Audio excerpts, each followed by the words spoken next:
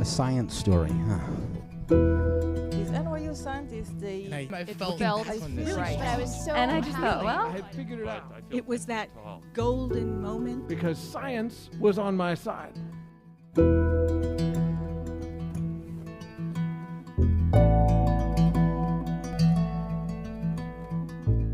Hey everyone, and welcome to the Story Clutter, where true personal stories about science help us discover how weird and wonderful the world is, and how deeply human it can be too.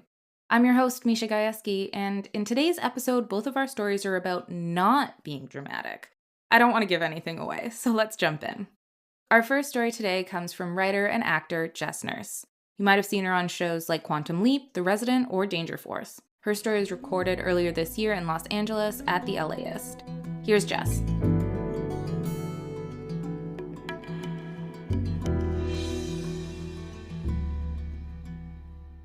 Hi, my name is Jess Nurse, like hospital nurse. The irony of my last name is that my mom was a doctor. She kept her maiden name, don't worry. Can you imagine? Paging Dr. Nurse, chaos. So I grew up the daughter of Dr. Gibbs, who was she's retired now, but she was adored at her pediatric clinic. The kind of doctor who always took the time, always made sure to figure out what was wrong, made sure it was okay, which is amazing when there's a medical problem. Not so amazing when you're a teenage girl and there's an emotional problem. I would be telling her about some friendship fight I had at school, and she would interrupt me and say, "There's a little discoloration on your left eyelid. How long has that been there?" And then she would say, "That's not a good friend. You shouldn't be her friend, period."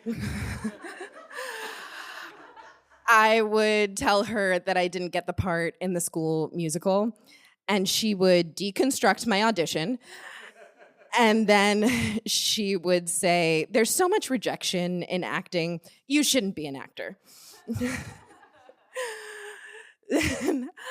I just wanted her to understand that friends are cruel to you because they love you, and acting is soul-crushing because it's a noble pursuit, you know? It felt like she couldn't acknowledge my pain, couldn't see it for what it was. She couldn't understand my heartbreaks, could only treat them like bone breaks, things to be diagnosed and biopsied. So I decided early on, my mom was not the one to go to with matters of the heart, which is difficult whenever I'm in like rocky relationship terrain. I will go to everyone else besides her because I will assume her analytical doctor brain response, and I'll kind of disappear. She'll send me an article like, "This type of lettuce will kill you," and I won't respond with the adequate, "Oh my God, oh no," and she'll deduce that I've been kidnapped.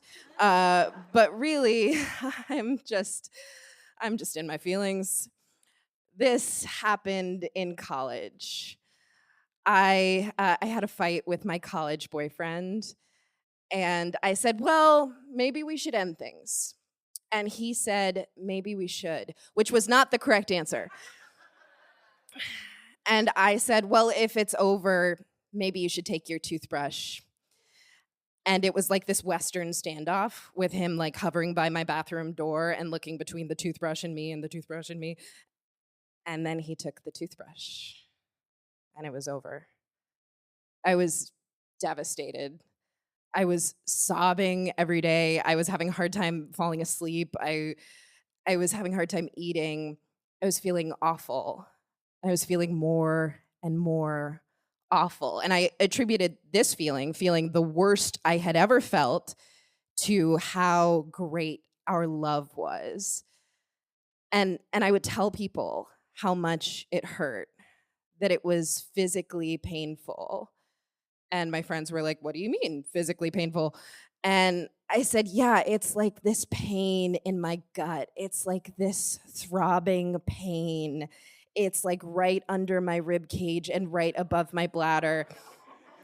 And my friends thought I was being uncharacteristically dramatic. And I thought this was the appropriate gravity of true love lost. And to any medical professional, it would sound like I should go to the hospital. My mom, the medical professional, would have told me this immediately if I hadn't been, historically speaking, avoiding her analytical doctor brain response.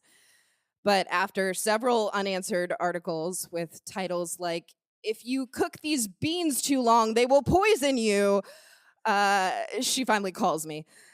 And I fess up about the pain. She tells me right away to go to the hospital. And she says, "You have to take someone with you."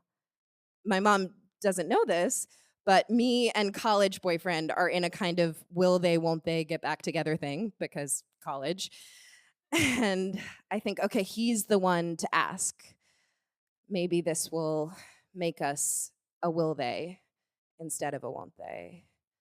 So he meets me at the hospital emergency room, and the intake staff asks me what my pain level is on a scale of 1 to 10.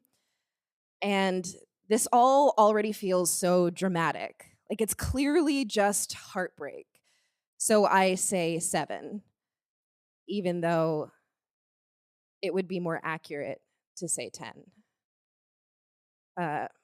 Hour 1 goes by, hour 2 goes by, and I can tell college boyfriend doesn't want to be here anymore.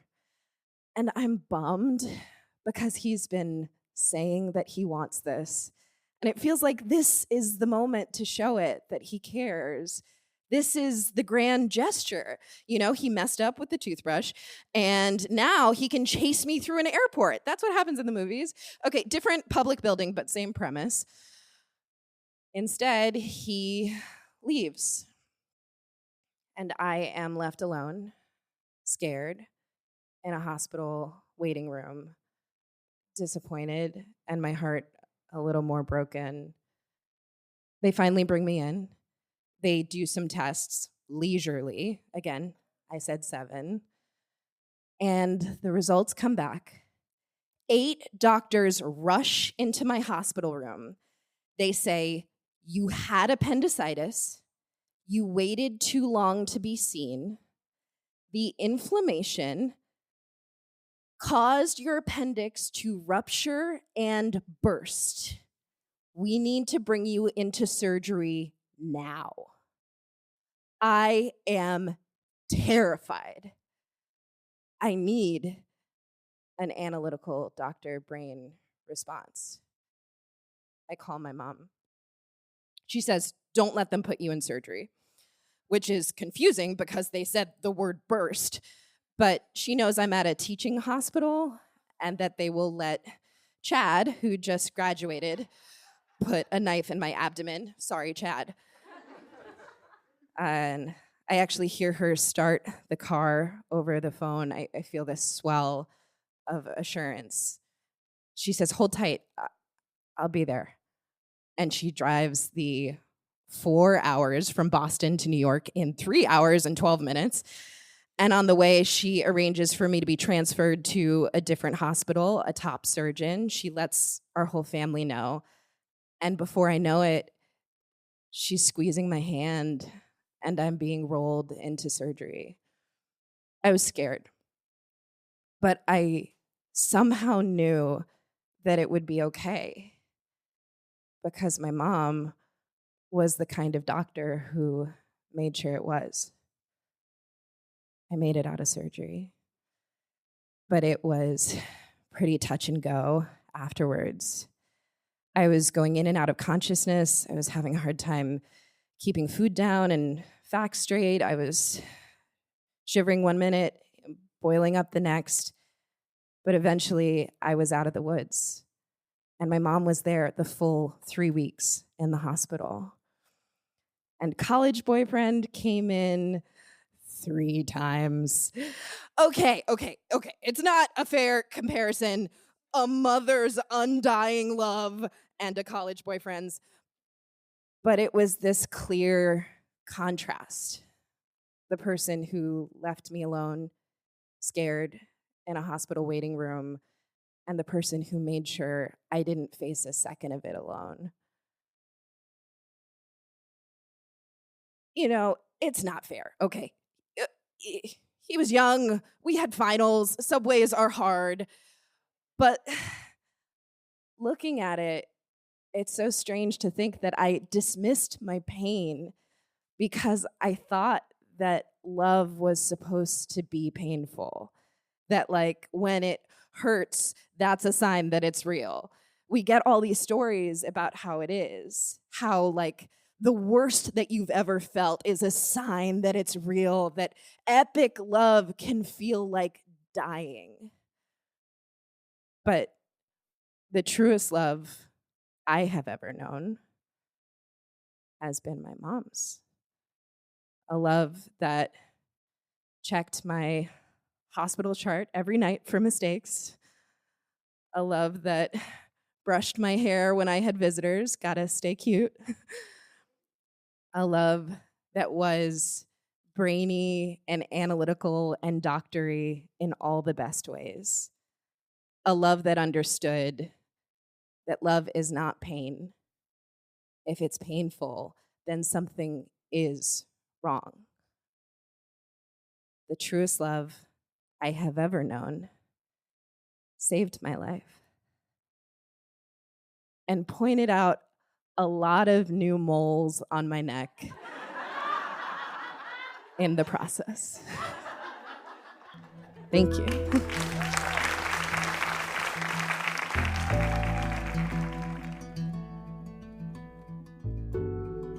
To be young and naive about heartbreak and appendixes. I love that story. To learn more about Jess, visit our website, storyclatter.org. Being a storyteller on stage is just one way to make Storyclatter happen, but not everyone loves the spotlight, and that's totally okay. If getting up on stage isn't your thing, supporting Storyclatter as a donor might be the perfect way to get involved. Now, more than ever, it's vital we hear the voices of scientists and science communicators. At Storyclatter, we believe that true personal stories can break through the noise, bringing science to life, building trust, and helping people connect on a human level. But we can't do it without your support. Our donors are a big part of what makes this work possible. They help us produce the podcast, share meaningful stories, and spark the kinds of conversations that stick with you long after they're over. If you believe in the power of science storytelling, consider making a donation at storyclatter.org/donate. Most people give $10 a month, and every tax-deductible donation, big or small, helps keep Storyclatter going strong. Thank you for being part of our community. It's the season of giving, a time when many of us think about how to make a real difference. But if you've ever wondered where your donation can do the most good, that's exactly what GiveWell, this episode's sponsor, is here to answer. For 18 years, GiveWell's research team has analyzed global health and poverty programs to find the ones that save or improve the most lives per dollar. Over 150,000 donors have trusted GiveWell to direct more than $2.5 billion to the highest impact opportunities they've found. Donations that rigorous evidence suggests have saved over 300,000 lives and improved millions more. You can explore all of GiveWell's research for free at givewell.org. And because other donors fund their operations, GiveWell doesn't take a cut of your tax-deductible donation. To make a tax-deductible donation today, go to givewell.org and pick podcast and enter the Storyclatter at checkout. Make sure they know you heard about GiveWell from the Storyclatter. Again, that's givewell.org to donate or find out more. Our next story comes from our DC senior producer, Maryam Zaringhalam. She's also the Senior Director of Policy at the Center for Open Science. Her story was recorded earlier this year in Baltimore at the Baltimore Theater Project. Here's Maryam.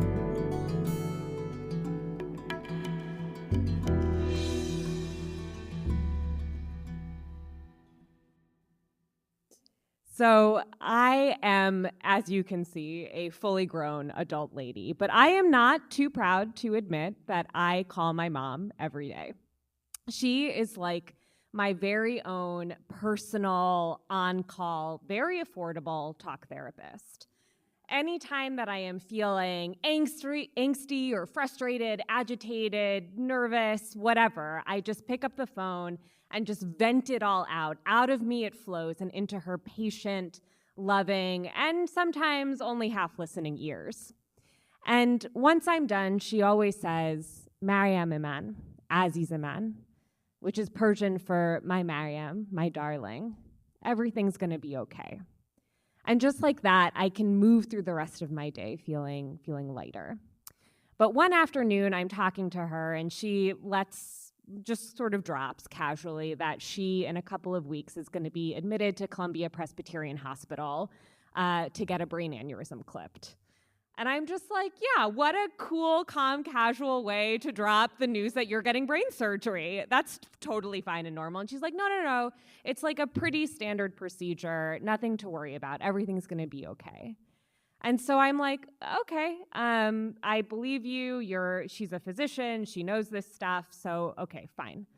But then it occurs to me, wait a second, between the surgery and her recovery time, that's 3 days, 72-ish hours that my therapist will be off call. Well, that sucks. But, I'm a big girl, so I'm going to pull on my big girl pants and deal with it. And so the Tuesday of her surgery rolls around, and I just launch into constant text communication with my dad and my brother asking for updates. I set a timer to go off once an hour because I figure that's a reasonable amount of time for updates. And by hour 4, my dad sends a text saying, "Mom did great. She's out of surgery, recovering." And then he sends a picture. And I open it, and in the picture, she doesn't look great. She is totally out of it, passed out. Her face is swollen and puffy, and her head is wrapped in bandages. And she looks more like a mummy than my mom, but I'm just like, okay, recovery takes time. So just stick tight, hold tight, it'll be okay. Hour 5, text, how's she doing? Hour 6, is she talking yet? Hour 7, when are you gonna go back to the hospital to check in on her? By hour 8, I get off the metro to walk back home from work, and I instinctively pull out my phone to call my mom and tell her how stressed I am until I remember, wait a second, I'm super stressed because I can't talk to my mom because she's in the hospital. And so that's kind of how the time passes. I start taking notes and mental notes about all of the things that I want to say to my mom when we're finally able to connect. Until finally, around hour 60, my dad texts that my mom is ready to be discharged in a few hours and I can talk to her tomorrow. And I'm just like, yes, finally, we'll get that chance to let her, fill her in on everything that's happened. And then at hour 64, I start getting antsy. I'm like, fuck it. I can just call her and talk to her now. And so I call, and my dad's like, she's really tired. And I'm just like, no, I just want to hear the sound of her voice. And so he puts her on. And I just hear her moan, Maryam, I'm okay.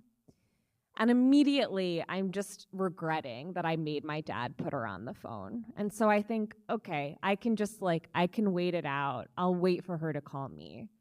And so 64 hours turns to 72, turns to 96. And finally, at around hour 103, I get a text. I'm sitting, it's Saturday morning, in front of my TV, just trying to distract myself. And I open up the text, and it's from my mom. And it says, watching Gossip Girl, so funny, XOXO. And I'm just like, what the fuck? We haven't talked in days, and this is how you greet me? And a second later, I get a phone call, and it's her. And I just brush back tears of relief, knowing that I'm about to talk to her again. And she just immediately launches in with, Serena is so silly. What a bimbo. I just Queen Bee, Blair, she's so classy. You should dress more like her. And I'm like, okay, well, I'm not a millionaire daughter, but sure. Also, what meds do they have you on? And she just kind of laughs heh, the good stuff, Maryam, the good stuff. Gotta go, XOXO. And then she hangs up on me. I'm just like, okay, well, that was weird. And but before I think about it for too long, a second later, she calls and she says, okay, so I'm going to go to bed at 8 p.m. Don't call me past 8 p.m., okay? Gotta go, XOXO. Hangs up again. We're close, but we're not coordinating bedtimes close. But again, a minute later, calls me, actually 7:30 p.m. Don't call me after 7:30 p.m. Okay, Mom. And, our communication kind of continues like that, mostly text messages, kind of weird, unhinged, but she's on meds. She tells me at one point that tomorrow she has to go to a funeral and she's not looking forward to it because it's going to be super boring. The next day, she confirms that the funeral is, in fact, super boring. I'm just like, okay, well, I guess meds make my mom rude, but here we are. And then things get kind of more normal over the course of the next days, and we just fall into our natural rhythm of me calling her and her comforting me from afar. And a month later, I go back home, back to, New Jersey and then New York. And we go out for my birthday to brunch at a fancy restaurant in New York City. And as we all pile in and settle into our booth at the restaurant, my mom says, Maryam, do you remember when I called you, kept calling you, kept texting you after my surgery? And I said, yeah, how could I forget? It was pretty unhinged. And she says, well, that next morning after I was discharged, I didn't wake up. Your dad found me, and she was slipping in and out of consciousness, and she'd totally lost the ability to speak English. She just kept saying, pishi, pishi, which is Persian for kitty, kitty, because for some reason she was calling out for our family cat. And then they took her back to the hospital, and they couldn't quite figure out what was wrong, so they thought maybe it was inflammation in the brain, and they give her a really, really high dose of steroids. And then she says, Maryam, when they gave me those drugs, I went psycho. So at hour 82, she starts telling all of the nurses, don't tell Maryam I'm here. And they're just like, not a problem. We have no idea who Maryam is. By hour 96, she's going through all of her contacts in her phone, texting them, don't tell Maryam I'm in the hospital. And they're just like, you're in the hospital? Like, are you okay? What's going on? By hour 106, all of the nurses had seen her texting and calling her daughter like a crazy person, and so they confiscated her phone, and so she decides, I'm going to break out of my hospital bed, and because she's a doctor, she knows how to take out all of the IVs, and she might have succeeded had she not tripped some alarm. By hour 120, she's making up a funeral that she's at that's super boring because despite being medically psychotic, she's very committed to this bit and thinks, for whatever reason, that her daughter is more likely to believe that she's at a boring funeral than having a perfectly pleasant Sunday recovering. And by the time I get back home to DC after hearing about all of my mom's shenanigans, I'm just thinking how hilarious it is that my mom totally lost her fucking mind. Until I realized my mom lost her mind, and I had no idea. Even in the middle of a psychotic break, my mom's first thought was me, my comfort, my safety. And I start thinking back to how much I wish I could have been there with her that day that she didn't wake up. I think about my dad trying to wrestle her awake. I think about him trying not to panic as he dials 911. I think about how much I wish I could have been with her at hour 81 when they administered the steroids, and at hour 82 to be the face that she saw when she woke up. How at hour 106 she wouldn't have needed to break out of her hospital room in order to get to me and tell me she was okay. And I think about how much I wish through all those hours, and in the hours to come, she'd let me be there with her, whispering, Maman Iman. Aziz Iman, my maman, my darling, everything's gonna be okay.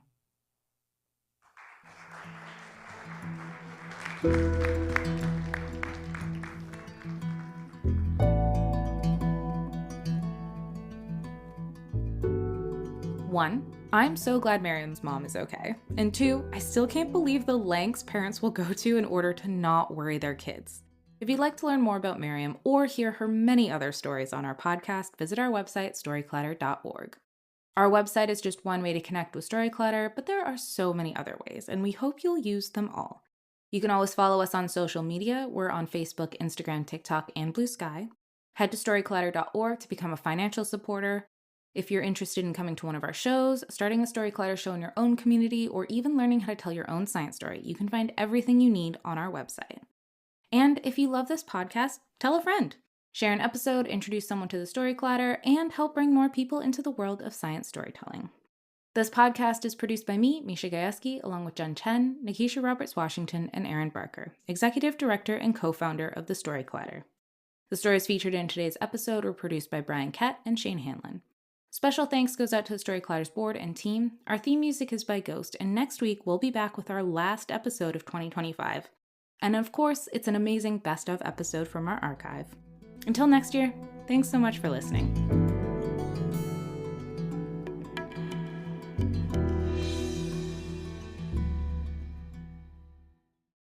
With stays under $250 a night, Vrbo makes it easy to celebrate sweater weather. Book a cabin with leaf views or a home with a fire pit for nights with friends. With stays under $250 a night, find a home for your exact needs. Book now at Vrbo.com.